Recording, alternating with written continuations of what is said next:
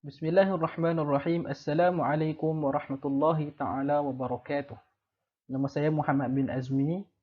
Bersama saya sahabat saya Muhammad Iqbal bin Hamdan dan juga Nur Awanis binti Mahathir. InsyaAllah kami akan membentangkan tentang pengurusan kokurikulum setelah wabak COVID-19 di negara kita. Okay, untuk pengenalan, pengurusan kokurikulum merupakan aspek penting dalam merealisasikan penglibatan pelajar dan dalam memantapkan aktiviti kokurikulum di dalam sekolah. Hal ini kerana semakin cemerlang pengurusan kokurikulum, semakin besar kesannya kepada pelajar. Kecemerlangan dan penglibatan pelajar dalam menghadiri aktiviti yang dijalankan oleh sesebuah organisasi itu ada terkaitan rapat dengan pengurusan kokurikulum. Setelah COVID-19, pengurusan kokurikulum perlu diperkukuhkan lagi kerana kehadiran dan kecemerlangan pelajar di kebanyakan sekolah sangat-sangat tidak memuaskan. Menurut Dakla 2017, setiap peranan pemimpin perlu berubah mengikut keperluan semasa. Pemimpin perlu mempersiapkan diri dalam segala aspek apabila berhadapan dengan dunia yang berubah-ubah agar dapat mengadaptasi apa jua keadaan. Untuk yang seterusnya berkenaan dengan kajian literatur pengurusan kokurikulum. Guru perlu melahirkan rasa bertanggungjawab bagi memupuk semangat pelajar dalam menyertai aktiviti kokurikulum. Dengan semangat dari guru, semangat dan minat pelajar akan dapat ditingkatkan. Menurut Abu Bakar 2013, tugas guru di dalam melaksanakan kegiatan kokurikulum di sekolah amat penting melalui dua perkara. Yang pertama, penglibatan diri guru itu sendiri, dan yang kedua adalah pengetahuan yang menyeluruh dalam setiap pelaksanaan aktiviti. Tugas guru penasihat penting dalam menitik beratkan seluruh perkara yang terkait rapat dengan kokurikulum seperti yang dinyatakan di dalam buku panduan pengurusan gerak kerja kokurikulum sekolah menengah KPM 1990. Di antara tugas-tugas seorang penasihat kokurikulum adalah dengan merancang takwim kegiatan kokurikulum, seterusnya merancang anggaran belanjawan, mengurus dan memilih peserta untuk kegiatan kokurikulum, merancang aktiviti kokurikulum dan merancang takwim kegiatan aktiviti kokurikulum. Dan untuk yang terakhir, idea yang mantap perlu dilahirkan dengan kesatuan idea daripada guru-guru. Menurut Muhammad Izham, Muhammad Hamzah dan Nurziana Ayub 2015, bagi menjamin keberkesanan pengurusan dan pelaksanaan kokurikulum, pengetua, penolong kanan kokurikulum serta guru-guru penasihat haruslah bekerja sama dalam mengambiling idea dan tenaga agar matlamat yang ditetapkan akan dapat dicapai dengan jayanya. Saya akan menceritakan sedikit sebanyak berkenaan dengan semakan dokumen yang diperoleh daripada Sekolah Kebangsaan Pokok Senar berkaitan data kehadiran dan pencapaian pelajar sebelum dan selepas COVID-19. Berkaitan data kehadiran pelajar, penolong kanan kokurikulum SK Pokok Senar menyatakan bahawa pada tahun 2019 hanya 75% penyertaan berbanding pada tahun 2022 iaitu sebanyak 85% yang menyertai. Hal ini menunjukkan peningkatan terhadap kehadiran pelajar dalam aktiviti kokurikulum setelah pembukaan semula sekolah.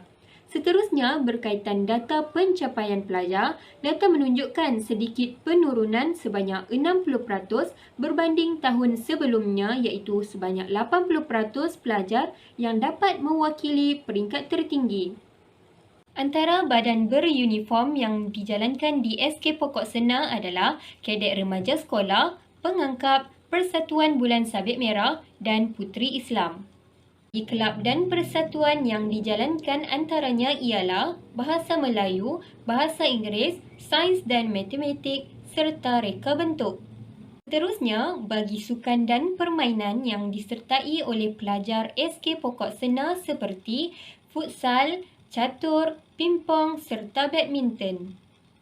Aktiviti co-curriculum yang telah dilaksanakan di SK Pokok Sena yang saya dapat nyatakan di sini antaranya ialah pendaftaran dan mesyuarat agung badan beruniform, pendaftaran dan mesyuarat agung persatuan serta sukan dan permainan, perjumpaan mingguan co-curriculum bagi badan beruniform, kelab dan persatuan serta sukan dan permainan, kejohanan sukan peringkat sekolah, kejohanan badminton peringkat daerah MSSD dan kejohanan olahraga peringkat daerah MSSD mengikut takwim daerah. Seterusnya, saya akan bentangkan laporan temubual bersama dengan penolong kanan co-curriculum. Pada 15 Oktober 2022, kami telah menjalankan sesi temubual bersama dengan guru penolong kanan co-curriculum di Sekolah Kebangsaan Pokok Sena iaitu Tuan Abdul Jadir bin Haji Omar. Tujuan kami menjalankan sesi temubual tersebut adalah untuk mengetahui berkenaan pengurusan kurikulum selepas pandemik COVID-19 dan mengenal pasti sebab-sebab yang memungkinkan situasi ini berlaku. Hasil daripada laporan temubual bersama beliau, kami telah mengutarakan beberapa soalan yang berkaitan dengan aktiviti kurikulum dari segi aspek kehadiran, pencapaian, pelibatan dan juga sebab-sebab situasi ini berlaku. Menurut beliau, aktiviti kurikulum sebelum COVID-19 berlaku dan juga selepas pembukaan sekolah adalah jauh berbeza daripada segi aspek kehadiran pada aktiviti kurikulum, di mana sebelum COVID-19, kehadiran pelajar agak kurang memberangsangkan, tetapi selepas bukanya sesi persekolahan, didapati kehadiran pelajar menyertai kurikulum meningkat secara mendadak. Seterusnya, daripada segi aspek pelibatan pelajar dalam aktiviti kurikulum, selepasnya COVID-19 sangat memberangsangkan. Banyak pelajar-pelajar yang menyertai aktiviti kurikulum tidak kiralah daripada badan uniform, kelas kelab persatuan maupun sukan. Selain pada itu juga, daripada segi aspek pencapaian, pelajar-pelajar agak kurang bernasib baik. Ramai yang wakil-wakil sekolah yang sebelum ini dapat mencapai peringkat tertinggi, tidak semua yang dapat mencapai prestasi mereka yang peraih sebelum ini. Seterusnya, sebab-sebab yang mungkinnya situasi ini berlaku, terdapatnya banyak faktor yang boleh dikatakan. Antaranya, pertama, semasa sesi PDPR, sukan tidak dijalankan sepenuhnya oleh pelajar kerana tidak berminat melakukannya disebabkan pengaruh game gadget yang lebih menarik daripada sesi PDPR. Selain pada itu, daripada segi kawasan penempatan pelajar, perbezaan kawasan pelajar bandar dan juga kawasan pelajar pedalaman mampu memengaruhi kehadiran aktiviti kurikulum yang telah dijalankan. Selain itu, masalah keluarga juga menjadi faktor utama perkara ini berlaku. Semasa COVID-19, ramai ibu bapa yang tiada pekerjaan yang menyebabkan pelajar-pelajar terpaksa menolong ibu bapa mereka untuk bekerja, untuk mencari mata wang, untuk sara hidup keluarga mereka. Justru, guru-guru perlu memainkan peranan mereka dengan baik dan juga perlu mengambil perhatian pelajar-pelajar tersebut. Untuk yang seterusnya mengenai pelan tindakan bagi meningkatkan penyertaan murid dalam kegiatan co-curriculum. Perkara pertama yang dapat kita jalankan untuk meningkatkan penyertaan murid adalah dengan memberikan kesedaran kepada ibu bapa dan pelajar tentang kepentingan pengurusan co-curriculum sekolah dengan cara memberikan taklimat, kempen ceramah sebagai penambah pengalaman, pendedahan dan minat kepada para pelajar. Dan yang kedua, rasa bertanggungjawab guru perlu dilahirkan bagi memupuk semangat guru dalam menyertai aktiviti kurikulum sekolah. Dengan adanya semangat daripada guru, semangat dan minat pelajar akan dapat ditingkatkan. Untuk yang ketiga, visi dan misi kegiatan kurikulum sekolah mesti diperkukuhkan dan dihebahkan kepada guru-guru dan pelajar-pelajar secara meluas. Pihak pentadbir perlu mengkaji dan mengenal pasti kekuatan dan juga kelemahan dalam pelaksanaan kegiatan kurikulum pada tahun-tahun sebelumnya dan seterusnya merumuskan dasar pendekatan dan kaedah baru pelaksanaan.